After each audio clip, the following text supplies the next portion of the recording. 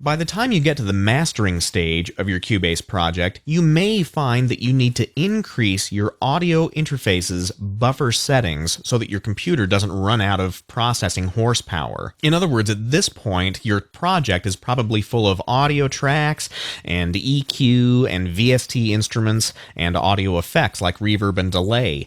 And the more of those things you have in your Cubase project, the harder it drives your computer. So you might need to increase the buffer settings to take care of that problem.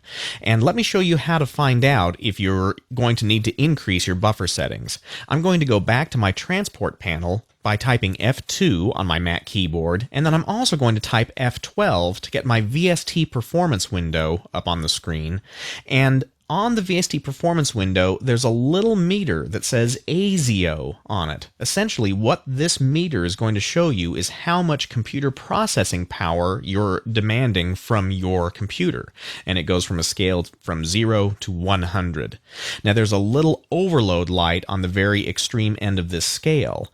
Now that meter is represented on the transport panel as well, but instead of being a horizontal scale like this, it's actually a vertical scale down here in the lower left-hand corner of the transport panel.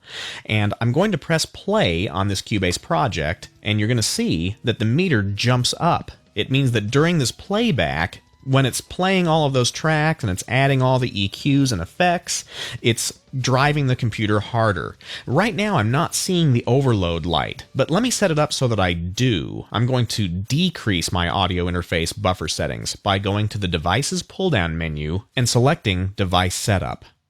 Then, on the left-hand side of the window, you're going to see a heading for VST Audio System, and underneath that is going to be the name of your audio interface.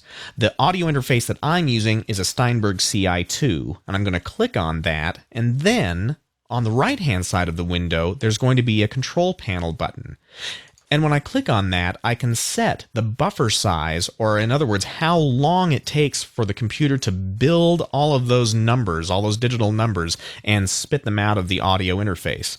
So at 256, I wasn't seeing any overloads, but if I was to set that to 128 samples, and close that window, and then hit reset, you'll notice that my input and output latency went from 8 milliseconds to about 5. But the problem is that now I'm going to be driving my computer much harder. If I try and press play right now, I might see the overload light. Yep, I see the overload light, and if we listen to this a little bit,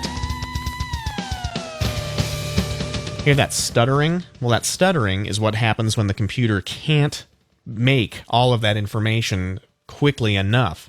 In other words, the buffer size is so small that it's not able to buffer up all of that information.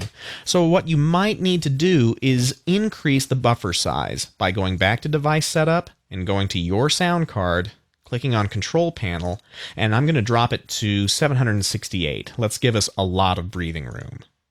And then you'll notice that the input and output latency change, so they're quite a bit higher right now, and the latency won't be so much of a problem for you at this point because you've probably already recorded all of your tracks, so that latency is not going to affect your recording.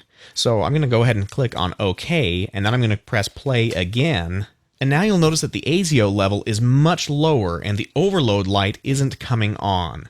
So when you get your Cubase project to the mastering point, go ahead and increase the buffer sizes of your audio interface so that you don't run out of computer processing power. And now let's talk about using mastering plugins on other tracks.